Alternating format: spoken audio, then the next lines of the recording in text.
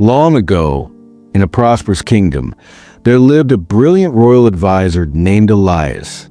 He was renowned for his sharp intellect and ability to solve even the most complex riddles.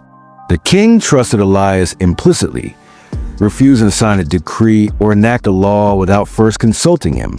Naturally, this influence made the other courtiers green with envy, and they constantly looked for ways to undermine him.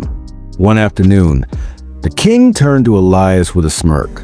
"Elias, you are arguably the wisest man in my dominion, yet it is strange that your son, Julian, seems to have been born without a single clever bone in his body." Elias was taken aback. "Your Majesty, why would you say such a thing?" The king chuckled. "Every morning when I walk to the town square to greet my subjects, your son is playing there. To amuse the crowd, I hold out 2 coins, a large gold piece and a smaller silver one. I ask him to choose the most valuable coin. Without fail, he grabs the silver one. He doesn't seem to understand the basic value of money." The entire court erupted in laughter, mocking the advisor. Humiliated and confused, Elias finished his duties and rushed home immediately. He found Julian playing in the garden. "Julian," Elias asked sternly, "look at me. Which is worth more, a gold sovereign or a silver shilling?" "The gold sovereign, father. Everyone knows that," Julian replied instantly. Elias frowned. "If you know the answer, why do you humiliate yourself? And me, in front of the king every morning? Why do you consistently choose the silver coin when he offers you a choice?" Julian smiled mischievously. "Let me show you something." He led his father to his bedroom and dragged a heavy wooden chest from under the bed. He threw the lid open, revealing a massive pile of silver coins shimmering in the light.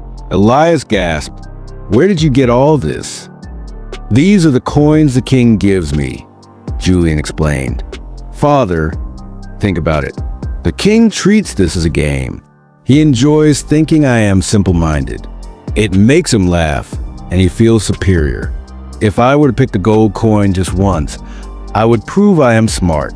The game would end, and he would never offer me a coin again. By playing the fool, I earn a silver shilling every single day. I'd rather have a steady stream of silver than a single piece of gold." Elias stared at his son, beaming with pride.